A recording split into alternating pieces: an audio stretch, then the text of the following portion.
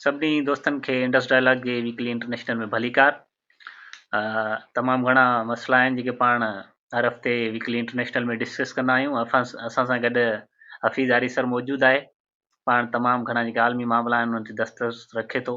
हलूं था हफ़ीज़ जे तरफ़ ऐं पुछूं था उन खां समूरा मामला त छा वियो वापिरियो गुज़िरियल हफ़्ते। सो हफ़ीज़, तव्हां ॾिठो हूंदो इंडिया हिकिड़ी तमामु वॾी कुवत आहे। दुनिया जी वॾे में वॾी डेमोक्रेसी त आहे ई आहे, पर मुआशी तौर बि तमामु हिकिड़ी वॾी सगारी धुर आहे या सगारी हिकिड़ी कुवत आहे, या हाणे त सियासी तौर बि हिंदुस्तान जो तमामु वॾो असरु रसूख़ आहे जेको पाण खे नज़र अचे पियो यूरोप जे अंदरि बि, ऐं अमेरिका तरफ़ां बि उनखे वॾी अहमियत ॾिनी पई वञे। सो हाणे ताज़ो तव्हां ॾिठो हूंदो त प्राइम मिनिस्टर मोदी ऐं मालदीव्स में जेके नयूं इलेक्शन्स थियूं उते मोहम्मद मोइज़ जेको सदर चूंडिजी आहे, उन खां पोइ हिकिड़ी कशीदगी आहे। मोहम्मद मोइज़ अॻु में चयो त असीं इंडियन जेके फोर्सिस हिते मौजूदु आहिनि मालदीव्स में, उन्हनि खे असीं हितां निकाली ॾींदासीं।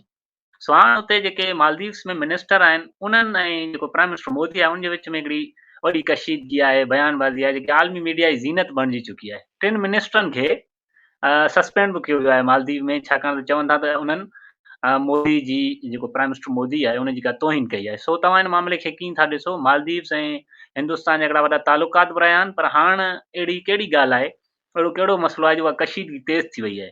मंसूर जी तव्हां तारुफ़ में ख़ुदि ई चयो पिए त जेको आहे उहो मोहम्मद मोइज़ जे खटे अचण खां पोइ हिंदुस्तान ऐं मालदीव्स जे विच में जेका आहे कशीदगी वधी चुकी आहे। आऊं इन खे थोरो जियोपॉलिटिकल एंगल जे तौर ते ॾिसां थो, छो त जेको अमेरिका जंग शुरू कई आहे चीन जे ख़िलाफ़, उहो उन खे पाण जेको आहे उहो समुंडनि जी जंग चऊं था, माना वार ऑफ द सीज़। बाबा जेका चाइनीज़ गुड्स जी ट्रांसपोर्टेशन आहे उन खे नुक़सानु पहुचाइजे या उन खे रोकिजे या उन खे ब्लॉकेज कजे। सो मालदीव्स तव्हां ॾिसंदो त इंडियन ओशन जी जेका अहम जियो स्ट्रेटेजिक पॉइंट आहे उन ते लोकेटेड आहे। ऐं जेको cargo ships state of Malacca Indonesia ऐं मलेशिया विचां थींदे जॾहिं इंडियन ओशन में अचनि थियूं त इहो हिकिड़ी अहम पॉइंट आहे जिथां खां इन शयुनि खे या पूरे इंडियन ओशन खे कंट्रोल करे सघिजे थो। सो इंडिया जी फोर्सिस जी प्रेज़ेंस तव्हां ॿुधायो हुते हुई। ऐं पोइ मोहम्मद मोइज़ जो जेको इलेक्शन मैनिफेस्टो इहो हो त बाबा जेके फॉरेन फोर्सिस आहिनि उन्हनि खे उतां कढियो वेंदो ऐं पोइ तव्हां ॾिठो त तॾहिं बि छिकताण आई। पर ताज़ो जेको छिकताण आई उहो हिंदुस्तानी प्राइम मिनिस्टर नरेंद्र मोदी जे तरफ़ां जेको लक्षद्वीप ॿेटनि यानी बीचिस जेके आहिनि आइलैंड आहे उनजो बीचिस उन्हनि जो दौरो, ऐं नरेंद्र मोदी जेको आहे उहो पंहिंजे पाण में हिकिड़ी सेलिब्रिटी बि आहे। माना हुनजा के 82 मिलियन फॉलोअर्स ट्विटर ते आहिनि, यूट्यूब ते मिलियंस ऑफ हुनजा सब्सक्राइबर आहिनि, सोशल मीडिया ते। सो मोदी जेको बि इमेज छॾींदो हुयो, जेको बि ॻाल्हि छॾींदो हुयो, उहो ऑटोमेटिकली ट्रेंडिंग बणिजी वेंदी आहे, छाकाणि त इट्स सेल्फ वज़ीर आज़म सां गॾोगॾु हिकिड़ी घण आबादी वारे मुल्क जे वज़ीर आज़म सां गॾोगॾु हिकिड़ी सेलिब्रिटी बि आहे, माण्हुनि जा मदाह बि आहिनि ऐं वॾे हद ताईं मदाह आहिनि। सो जॾहिं हू लक्षद्वीप ॿेटनि ते वियो ऐं बीचिस ते जॾहिं हुन फोटू शेयर कया त पूरी दुनिया में ट्रेंडिंग टॉपिक बणिजी वियो लक्षद्वीप। इवन ख़ुदि इंडियंस जेके आहिनि उन्हनि चयो त यार हेॾो ख़ूबसूरत जेको आहे उहो जज़ीरा जेके आहिनि असां वटि आहिनि त असां मालदीव्स छो था वञूं। इट्स सेल्फ डिस्कशन इहा हुई त असां मालदीव्स छो था वञूं हेॾा पैसा ख़र्च करे। तव्हांखे ख़बर हूंदी त हिंदुस्तानी पाकिस्तानी जेके आहिनि उहे गर्मियुनि जी छुटियूं मल्हाइण मालदीव्स वेंदा आहिनि हुते जे बीचिस ते। ऐं मालदीव जी इकोनॉमी में इन जो वॾो तमामु वॾो किरदारु आहे। जीअं तव्हां ॾिठो त श्रीलंका जी इकोनॉमी पूरो सिस्टम ई कलेप्स करे वियो जॾहिं कोविड-19 आयो, छाकाणि त हुननि जी इकोनॉमी हली टूरिज़म ते पई। ईअं ई मालदीव्स जी जेका इकोनॉमी आहे उन जो बुनियादी बैकबोन टूरिज़म आहे ऐं बीच टूरिज़म वॾे में वॾो उन्हनि जो जेको आहे उहो ज़रियो आहे आमदनी जो। सो जॾहिं नरेंद्र मोदी इहो तस्वीरूं शेयर कयूं त हिंदुस्तान में इहो हिकिड़ो बहस थियो त बाबा असांखे हेॾां वञणु घुरिजे लक्षद्वीप ॿेटनि खे, जेको सिर्फ़ु 120 किलोमीटर जेके आहिनि परे आहिनि मालदीव्स खां, ऐं लॻभॻि हिकु जहिड़ा ई ॿेट आहिनि, लॻभॻि हिकु जहिड़ो एनवायरमेंट आहे, लॻभॻि हिकु जहिड़ियूं बीचिस आहिनि। त माण्हुनि इट्स सेल्फ इहो ट्रेंडिंग थियो पिए, माण्हुनि जे विच में बहस थियो पिए त उते जेको आहे उहे मालदीव्स जा जेके मिनिस्टर आहिनि ऑब्वियसली हिकिड़ो खुटको त थींदो न त यार इंडियन जेके आहिनि उहे असांजी बाइकाट कंदा। हिकिड़ो घण आबादी वारो मुल्क जॾहिं बि जंहिं शइ जो बाइकाट करे या जंहिं हिकिड़ी शइ खे रिप्लेस करे त उन्हनि जे लाइ मसइलो थी थो वञे। सो हुननि पंहिंजी जेको आहे इनसिक्योरिटी खे मद्देनज़र रखंदे जेके मिनिस्टर्स हुया उन्हनि इहे ट्वीट कया त बाबा जेको आहे उहो इंडिया रिप्लेस करणु थो चाहे मालदीव्स खे, ऐं प्राइम मिनिस्टर मोदी जेको आहे इंडियन प्राइम मिनिस्टर जेको आहे उहो हिकिड़ो सर्कस वारो जेको आहे किरदारु अदा करे थो पियो, या सर्कस में या जेको बि हुनजे ख़िलाफ़ रिमार्क्स ॾिना। ऐं पोइ बाद में मालदीव्स जी गवर्नमेंट तव्हां ई ख़ुदि ॿुधायो त हुननि खे करे छॾियो जेको आहे उहो सस्पेंड। सस्पेंड थो करे छॾियो। पर इन पूरे किसे जे पोयां जेको अहम ॻाल्हि सम्झण जी आहे त इकोनॉमी, मुआशी जी इंट्रस्ट, उहे इंडिया हम्म इहो थो चाहे त असांजे जेके लखे माण्हू लक्षद्वीप ॿेट खे छॾे करे या निकोबार आइलैंड्स या इन्हनि जेके आइलैंड्स आहिनि उन्हनि खे छॾे करे जेको मालदीव्स वञी पैसा ख़र्च कंदा उहो न ख़र्च कनि, उहो हिंदुस्तान जे अंदरि ई ख़र्च कनि, हिंदुस्तान जी इकोनॉमी जे अंदरि ई सर्कुलेट कनि। ऐं मालदीव जो इंट्रस्ट इहो आहे त जेकॾहिं एॾा माण्हू असां वटि न आहे त असांजो मुआशी ढांचो जेको आहे उहो कलेप्स थी वेंदो। त हाणे ॾिसो दुनिया में जेके प्रायोरिटीज़ आहिनि उहे केॾियूं चेंज थी चुकियूं आहिनि, साइकोलॉजिकल वार आहिनि या ही जेको फिफ्थ जनरेशन वार आहे माण्हुनि जे विच में जेको समाजी मीडिया ते जेको जंग हले थी पई उहो जंग कहिड़ी आहे, कहिड़ी नोयत जी आहे ऐं मुल्क हिक ॿिए खे नुक़सान कीअं था पहुचाइनि। त माना सम्झण जी ॻाल्हि इहा आहे, इन जे पोयां पॉलिटिकल पॉइंट इहो आहे। पर असां वटि तव्हां ॾिसो था त हिन मुल्क जूं प्रायोरिटीज़ ई कुझु ॿियूं आहिनि, हिन मुल्क जा मामलात ई कुझु ॿिया आहिनि, इकोनॉमी ते हिते जेको आहे उहो उन जो तव्हां ॾिसो था कहिड़ी हालत आहे। सो इहा समूरी ॻाल्हि आहे मंसूर। अच्छा हफ़ीज़, हिकिड़ो ॿियो पाकिस्तान जे हवाले सां अहम सवाल आहे, उन ते भले तव्हां मुख़्तसिर जवाबु ॾिजो। सो सेनेट में ताज़ो हिकिड़ो बिल पेश थियो, उन में 100 मां 14 ॼणा सेनेटर्स जेके हुआ उन्हनि चयो त ये इलेक्शन खे असीं पोइते कंदासीं, मुलतवी कंदासीं, फ़िलहाल उनखे डिले कंदा। सो उन लाइ ॿुधायो वियो त उहो अक्सरियत सां रेज़ोल्यूशन हिकिड़ो पास कयो वियो आहे। वरी हाणे कल्ह टियों ॾींहुं वरी हिकिड़ो ॿियो रेज़ोल्यूशन हुते पेश कयो वियो आहे त इलेक्शनियूं साॻे वक़्त ते थियनि। मुल्क जे अंदरि एॾी वॾी कशीदगी आहे, कंहिं कंहिं वक़्तु एमरजेंसी जूं ॻाल्हियूं बि ॿुधण में अचनि पियूं। 2-3 पार्टियूं इलेक्शन जे मुलतवी करण जे हक़ में आहिनि। नवाज़ शरीफ़ चवे थो त इलेक्शनियूं वक़्त ते थियणु घुरिजनि। कल्ह बिलावल जी बि इहा हुई त जेकॾहिं गॾियल क़ौमुनि मां बि को ठाराह मंज़ूर करायो वञे इलेक्शनियूं पोइते थियनि त असीं उनखे बि न मञींदासीं। सो तव्हां इन समूरे मामले खे कीअं था ॾिसो? मंसूर, पॉलिटिकल साइंस के शागिर्द जी हैसियत में मूंखे त ही सिस्टम ई मज़ाक लॻंदो आहे। कल्ह रफ़ीक सां असां जेको आहे डिस्कस पे कयोसीं त रफ़ीक हुन चयो त यार इहो त बहस ई न थियणु घुरिजे त इलेक्शनूं डिले थींदियूं या इलेक्शनूं कोन थींदियूं। दुनिया पूरी में इलेक्शनूं हिकिड़े सर्टेन वक़्तु थींदियूं आहिनि। तव्हांखे ॿुधायां त जॾहिं अमेरिकन प्रेसिडेंट पंहिंजा 3 साल मुकमल करे 4थे साल में वेंदो आहे न त पोइ शेड्यूल ऑलरेडी हूंदो आहे त बाबा हिननि जूं पार्टी इलेक्शन्स फलाणी डेट ते थींदियूं, पार्टी जे विच में डिबेट फलाणी इलेक्शन ते थींदियूं ऐं 8 नवंबर जेको आहे उन ते इलेक्शन थींदी। यानी नवंबर जो जेको जी 8 तारीख़ आहे या नवंबर जो जेको संडे आहे उन ते इलेक्शन्स थींदियूं। That's all clear. ऐं उहो जेको आहे उहो हलफ़ करे खणंदो। पर असां वटि इहो आहे त अनक्लियरिटी आहे। इलेक्शन जेको माना माण्हुनि खे हक़ हुअणु घुरिजे, पंहिंजा हुकुमरान चूज़ करण जो हक़ हुअणु घुरिजे। ठीकु आहे, माण्हुनि खे उहो पंहिंजो अख़लाक़ी हक़ त कोन थो ॾिनो वञे, इलेक्शनूं कीअं मैनेज थियनि थियूं हिन मुल्क में उन जी त बहस में ई नथा वञूं, छो त उते उहो हिते बहस करणु अजायो आहे। पर इहे जेके तव्हांजूं पपिट ऐं सो कॉल्ड इलेक्शन आहिनि तव्हां उहो बि नथा करायो। सो इहो सवाल ई माना आउं सम्झां थो ठहे ई नथो। इहो इन ते बहस ई न करणु घुरिजे, अजायो सवाल आहे हिन मुल्क में त बाबा इलेक्शनूं कॾहिं थींदियूं, कीअं थींदियूं, छा थींदो, मज़ाक लॻो पियो 24 कलाक। बाबा सर्टेन पूरी दुनिया में हिकिड़ो ट्रेंड आहे त इलेक्शन तव्हांखे वक़्त ते कराइणी आहे। ऐं हिकिड़ो केयरटेकर सिस्टम जेको तव्हांजे इट्स सेल्फ कॉन्स्टिट्यूशन में उहो इजाज़त ॾिए थो 90 ॾींहंनि लाइ। तव्हां यकीन करियो हुनखे 6 महीना या 7 महीना या 8 महीना थी चुका आहिनि हुकूमत करे थो। हुनखे कंहिं मैंडेट ॾिनो ऐं कहिड़ो मैंडेट ॾिनो ऐं छो मैंडेट ॾिनो? असां इलेक्ट कयो काकड़ साहब खे, अनवारुल हक काकड़ खे। ऑब्वियसली नो वन इलेक्टेड हिम, कंहिं बि हुनखे इलेक्ट कोन कयो। हिकिड़ी इलेक्टेड गवर्नमेंट जेको आहे उन खे तव्हां जॾहिं हुनजो टाइम पीरियड पूरो थियो 90 ॾींहंनि में इलेक्शन करायो। ऐं दुनिया में त केयरटेकर सिस्टम जो बि त को तसवुर कोन्हे। माना अमेरिकी सदर जी मौजूदगी में इलेक्शन थींदियूं आहिनि ऐं ॿियो सदर जेको आहे उहो हलफ़ हणंदो आहे। पूरी दुनिया जी में तव्हांखे ख़बर ईंदी थींदो, पर असां वटि न, हिते असां वटि सिस्टम अलॻि आहे। असांजो जीअं त मैनेज थियनि थियूं सभु शयूं, लेबोरेटरी में तजुर्बा करे नयूं शयूं जेको आहिनि उहो इन्वेंट कयूं वञनि थियूं पॉलिटिक्स में, उनजे करे ईअं कुझु थींदो रहंदो आहे मंसूर। अच्छा हफ़ीज़, हिकिड़ो ॿियो अहम सुवालु आहे पाकिस्तान जे हवाले सां त जॾहिं निगरान सेटअप आयो तॾहिं पाकिस्तान में जेके अफ़गानी आहिनि उन्हनि जे तरफ़ां हमला बि तेज़ कया विया फोर्सिस जे ख़िलाफ़। पाण मुख़्तलिफ़ वक़्तनि ते उन्हनि ते ॻाल्हाईंदा आया आहियूं ऐं पोइ इहो फ़ैसिलो कयो वियो रियासत तरफ़ां त जेके उहे पनाहगीर आहिनि, अफ़गान पनाहगीर, उन्हनि खे डिपोर्ट कयो वेंदो, उन्हनि खे पंहिंजे वतन वापसि मोकिलियो वेंदो। जंहिंमां ॿुधाइनि पिया त कुझु माण्हुनि खे वापसि मोकिलियो वियो आहे। शायदि उहे पंजाब मां थिया आहिनि, सिंध मां त अहिड़ी का ख़बर न आहे आई। सो मौलाना फज़लुर रहमान अफ़गाननि जी नेकाली जो मुखालिफ़ हो। सिराजुल हक़ ऐं इहे टोटली जेके मंज़ूर पश्तीन वारा आहिनि, जेकी समूरी हिकिड़ी पठान लाबी आहे, उहे उनजा मुखालिफ़ हुआ।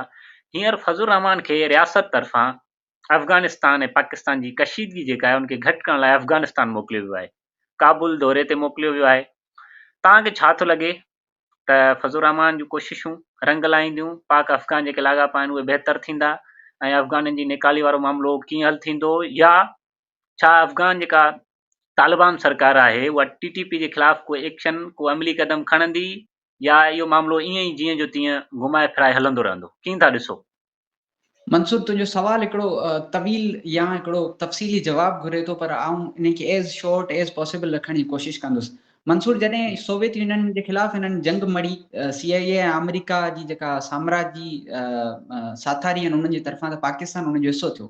ऐं पोइ तव्हां ॾिठो त उतां खां जेके बि पनाहगीर आया उन्हनि खे हिते वेलकम कयो वियो। तव्हांजे मेजर इकोनॉमिकल सिटीज़ जेके लाहौर, कराची, उन्हनि में उन्हनि खे जेके आहिनि उहे इलीगल तोड़े लीगल जेके आहिनि उन्हनि खे विहारियो वियो। ख़बर न आहे केरु माण्हू हुआ, किथां आया हुया, अचानक सां तव्हांजा शहर जेके आहिनि हिकिड़े अननोन माण्हुनि सां भरिजी पिया।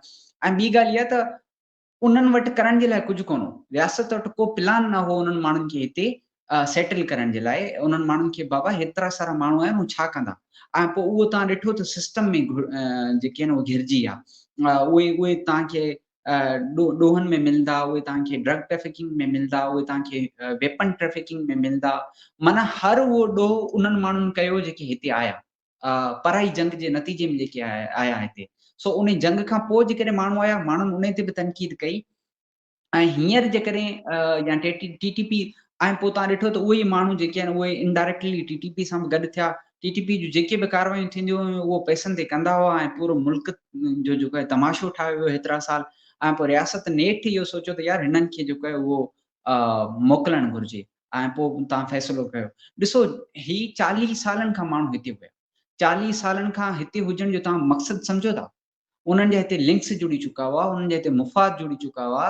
माना पाकिस्तान अफ़गानिस्तान जे लाइ या अफ़गानी माण्हुनि जे लाइ सम्झो त लाइक सऊदी अरेबिया हुयो, छाकाणि त उन्हनि ते पाबंदियूं हुयूं। पोइ हितां खां तव्हां ॾिठो त जॾहिं काबुल में तालिबान हुकूमत आई, त पोइ तव्हां खां डॉलरनि जी स्मगलिंग थी शुरू थी, ऐं पाकिस्तान में मुआशी बुरान बि अचणु शुरू थी विया, ऐं इलाही सारा मामला, कणक जी स्मगलिंग शुरू थी, खंड जी स्मगलिंग शुरू थी, अलाए छा जो छा कयो पियो हिते।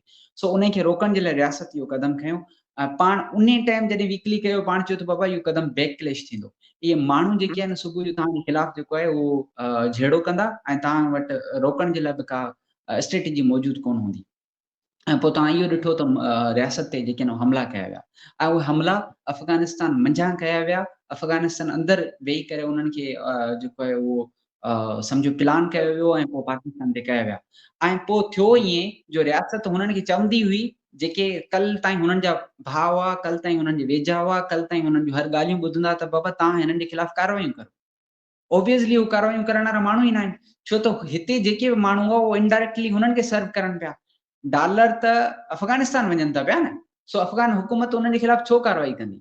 या जेके बि जी ॾोह थियनि था पिया, या जेको बि हिते नशे जो कारोबार थींदो हो, वेपन्स जो कारोबार थींदो हो, ॿिया इलीगल कारोबार थींदा हुआ, या हितां खां स्मगलिंग थींदी हुई, उहे त इनडायरेक्टली अफ़गानिस्तान उन जो बेनिफिशियरी हो। त ऑब्वियसली हू कोन कंदा। इन जे पोयां बि मुआशी एजेंडा आहे। सो रियासत उन मुआशी एजेंडा कोन सम्झो, ऐं हुननि खे प्रेशराइज़ करणु शुरू कयो। जॾहिं उहो नतीजो कामयाबु कोन थी सघियो, त हाणे जेको आहे पॉलिटिकली जेके माण्हू हुननि ते असरअंदाज़ थियनि था, उन्हनि खे मोकिलण जी कोशिशि कनि था। ऐं तव्हां ॾिठो त इमरान ख़ान जे दौर में त पूरी तालिबानाइज़ेशन कई वई, या पूरो मुल्क जेको आहे अफ़गानिस्तान ऐं अफ़गाननि जे हवाले कयो वियो। ऐं अफ़गानिस्तान जे तरफ़ां जॾहिं इमरान ख़ान खे लाथो वियो, तॾहिं अफ़गाननि हिकिड़ी अजीब क़िस्म जी वेव थियल, बाबा इमरान ख़ान खे न लायो, ऐं पोइ इमरान ख़ान जे लाइण जे ख़िलाफ़ बि हिकिड़ी वेव हुननि शुरू कई। सो इन खे थधो करण ऐं ॻाल्हियुनि जे ज़रिए हल करण जे लाइ इहो हिकिड़ी कोशिश आहे।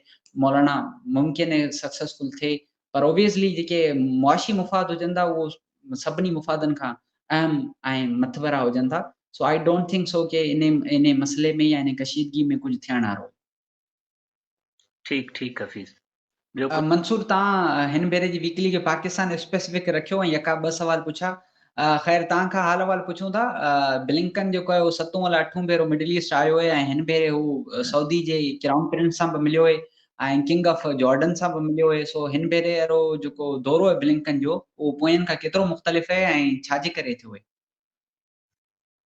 हफ़ीज़, मूं त जेतिरो बि पढ़ियो आहे या जेतिरो बि ॾिठो आहे, मूं कॾहिं बि इन क़िस्म जो एतिरो कमज़ोर स्टेट सेक्रेटरी अमेरिका जो न आहे ॾिठो। किसेंजर जी त ॻाल्हि ई पंहिंजी, पर उन खां पोइ बि जेके बि स्टेट सेक्रेटरी रहिया, फॉरेन सेक्रेटरी रहिया, उन्हनि जी हिकिड़ी हैसियत हुई ऐं उन्हनि जो दौरो मिडिल ईस्ट में ईअं ॾहकाव पैदा करे छॾींदो हो ऐं उतां जा हुकुमरान लर्ज़ी वेंदा हुआ या ख़ुदि हिज़बुल्ला, हमास ऐं जेके उते धुरियूं आहिनि, जेके अस्करी धुरियूं आहिनि, मिलिटेंट ग्रुप्स आहिनि, उन्हनि ते बि हिकिड़ो वॾो इम्पैक्ट पवंदो हो बाबा अमेरिका जो स्टेट सेक्रेटरी अचे थो ऐं खिते जी जेका सूरत हाल आहे उहा तब्दील थी सघे थी, इन करे असांखे पंहिंजे हमलनि खे महदूद करणु घुरिजे। पर हाणे त तव्हां ॾिठो जॾहिं जर्मन चांसलर हिते आयो तलवी में त उनखे बि उॾायो वियो, यानी उहो जॾहिं एयरपोर्ट ते लथो त उन वक़्तु बि एयरपोर्ट ते हमला कया विया ऐं हू हेठि सुम्ही पियो, असीं हुनखे ॾिठो त हू हेठि सुम्ही पियो ऐं पोइ सायरन वॼणु शुरू थी विया सॼी एयरपोर्ट में, जेका बिन गोरियन वॾी एयरपोर्ट आहे उते। साॻी रीति जॾहिं ब्लिंकन अचे थो त तॾहिं बि नॉर्थ खां जेको इज़राइल जो बॉर्डर आहे हिज़बुल्ला तरफ़ां हुते तमामु वॾा हमला कया वञनि था, यानी ब्लिंकन खे बि इहो चिता ॾिनो वञे थो त ही सेफ एरिया न आहे, इसराइल हाणे महफ़ूज़ न आहे, तव्हां उते नथा अची सघो, असांजी मर्ज़ी खां सवाइ असांजे मामला जेके आहिनि उहे हल थियण खां सवाइ तव्हां इसराइल में पुरमुन नमूने सां नथा अची सघो।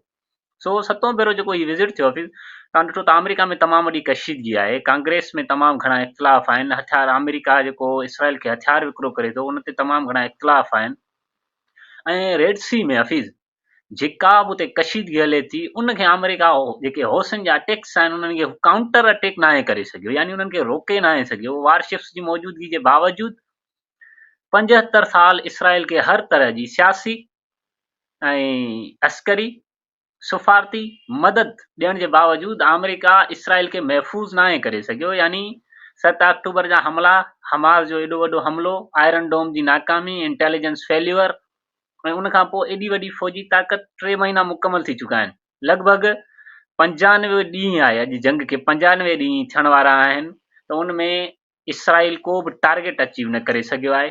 ऐं ब्लिंकन जो दौरो हिन वक़्तु इन लाइ हो उन इसराइल खे इहो चयो त तव्हां जेका जंग जी जेको टियों मरहलो आहे उनखे शुरू कयो, यानी सिविलियंस खे जेको टारगेट करणु आहे या अंधाधुंध जेका बमबारी आहे उहा फौरी तौर ते बंदि कयो, छाकाणि त हाणे घणो थियो ऐं दुनिया जो तमामु घणो प्रेशर आहे।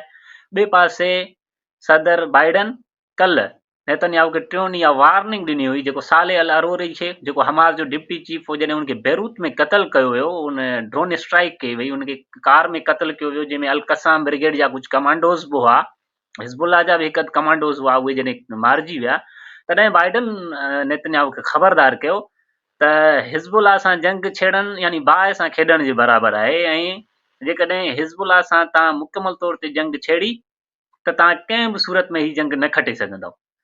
सो इहो जेको ब्लिंकन आहे इहो हिकिड़ो चिताब खणी आयो हो ऐं बाइडन जी तरफ़ां हिकिड़ो पैगाम बि खणी आयो नेतन्याहू खे त तव्हां घण तरफ़ी जेका जंग आहे उहा नथा विड़ी सघो, रेड सी में होसिन जा अटैक्स ऐं इराक में अशदुल शाबी तरफ़ां कल्ह हफ़ीज़ इराक खां तव्हां ॾिठो त ईअं सम्झो त 1500 खां 2000 किलोमीटर परे इसराइल जी जेका अहम पोर्ट आहे हैफा उनखे इराक मंझां टारगेट कयो वियो आहे ऐं उनखे सबूताज कयो वियो आहे। कल्ह जी मां तव्हांखे रिपोर्ट थो ॿुधायां त हसन नसरुल्ला जॾहिं 5 जनवरी ते ख़िताब कयो, हुन चयो त साले अल अरोरी जो बदिलो असीं एॾो भयानक वठंदासीं जो इसराइल उनजो सोचे बि नथो सघे ऐं इसराइल खे इन जी कंहिं बि सूरत में माफ़ी नथी ॾेई सघिजे। सो कल्ह ई 1967 में जेको एयर सर्विलेंस बेस क़ाइमु कयो वियो इसराइल तरफ़ां लबनान जे बॉर्डर जे ओरियां थोरो, उनखे हिज़बुल्ला तरफ़ां 62 मिज़ाइल हणी मुकमल तौर ते उन एयर सर्विलेंस जेको बेस उनखे मुकमल तौर ते तबाह कयो आहे, जंहिंजी इसराइल ख़ुदि उनखे कंफर्म कयो आहे त हा हिज़बुल्ला तरफ़ां उन बेस खे मुकमल तौर ते तबाह कयो वियो आहे ऐं हिज़बुल्ला तरफ़ां हैफा खे टारगेट कयो पियो वञे, मुसलसिल सिविलियंस आबादी खे, ऐं हाणे त IDF जा जेके हेड क्वार्टर्स हुआ उन्हनि खे बि हिज़बुल्ला तरफ़ां मुसलसिल टारगेट कयो पियो वञे। सैयद हसन नसरुल्ला इहो क्लियर चयो त बेरूत अरबन जी दिलि आहे, लबनान जी दिलि आहे ऐं कंहिं बि हिज़बुल्ला त ठीकु आहे पर जेकॾहिं कंहिं बि हमास जे अॻुवान खे या जेके बि उते अरब रहनि था, जेके मुख़्तलिफ़ मुल्कनि जा आहिनि या ईरान जा जेके कमांडर उते आहिनि, सलाहकार आहिनि, जेकॾहिं उन्हनि खे टारगेट कयो वियो त उनजो भयानक नतीजो इसराइल खे भोगणो पवंदो। सो इहो ब्लिंकन जो दौरो इन लाइ हो त हू चिताब खणी आयो ऐं अरबन खे बि हुन गुज़ारिश कई त इहो जेको कॉन्फ्लिक्ट आहे उनखे एक्सपेंड थियण खां वधण खां फौरी तौर ते रोकियो वञे। पर शाह हुसैन जो जेको पुटु आहे शाह अब्दुल्ला उर्दन वारो, उन हिन दफ़े पंहिंजो मुंहुं खोलियो, ज़बान खोली ऐं ब्लिंकन ते उन कावड़ कई ऐं उनखे चयो त फौरी तौर ते जंग बंदी करायो, जंग बंदी ई हिन कॉन्फ्लिक्ट खे रोके सघे थी। जेकॾहिं तव्हां चाहियो था त हीउ कॉन्फ्लिक्ट न वधे त पोइ गज़ा ते जंग जारी रहे ऐं तव्हां इहो चओ त हीउ कॉन्फ्लिक्ट खे तव्हां वधण खां रोकियो त असांजे हथ में न आहे त असीं उनखे रोके सघूं। ॿिए पासे ईरान तरफ़ां बि इहो चयो वियो आहे जॾहिं सैयद रज़ी मूसवी खे क़तल कयो वियो ऐं कल्ह हिज़बुल्ला जे अहम हिकिड़े कमांडर खे बि क़तल कयो वियो आहे साउथ लबनान जे बॉर्डर वटां। उन में ईरानी जेको आहे मेजर जनरल हुसैन सलामी IRGC जो जेको कमांडर आहे उन चयो आहे त असीं हीअ जंग ख़तमु थींदे ई हमास खे ऐं जिहाद इस्लामी खे एंटी एयरक्राफ्ट मिज़ाइल्स ॾींदासीं, यानी हू इसराइली बमबारी खां पाण खे बचाईंदा ऐं उन्हनि जे इसराइली जेट जहाज़नि खे फाइटर जहाज़नि खे हवा में ई मारे किराईंदा। सो इहो वॾो हिकिड़ो बयानु आहे जंहिंजे करे हू इसराइल बि तमामु घणो ख़ौफ़ज़दा आहे। ऐं हफ़ीज़ जेको अहम ॻाल्हि इहा आहे त जेको साले अल अरोरी जो क़तल आहे या शाम में जेको ईरानी कमांडर सैयद रज़ी मूसवी खे क़तल कयो वियो, उन में इसराइल ईअं थो सम्झे त आउं गज़ा में त हाराए चुको आहियां, पर पंहिंजे अवाम खे 3 महीननि जी हिकिड़ी रिपोर्ट बि ॾियणी आहे, असांखे इहो बि ॾेखारिणो आहे त असां हिन जंग में अचीव छा कयो। सो इन करे हू ग्राउंड असाल में त न खटे सघिया, उते त हमास जे अॻवाननि खे क़तल न करे सघिया, हमास खे ख़तमु न करे सघिया, जेको उन्हनि जो गोल हो त असीं हमास खे ख़तमु करे पंहिंजा कैप्टिव्स आज़ादु कराईंदासीं, उहो त हू न करे सघिया। हाणे ॿाहिरि जेके अॻवान वेठल आहिनि शाम में या बेरूत में, उन्हनि खे क़तल करे हू इसराइली अवाम खे ॿुधाईंदा त असीं पंहिंजा टारगेट अचीव कया आहिनि। सो इहा हिननि जी वॾी बेवकूफ़ी आहे। ऐं ॿियो त हीअ सम्झनि पिया त ईरानी जेके सलाहकार शाम ऐं बेरूत में वेठा आहिनि उन्हनि खे क़तल करे असीं ईरान खे ख़ौफ़ज़दा कंदासीं, हिन जंग खे असीं ख़तमु करे सघंदासीं।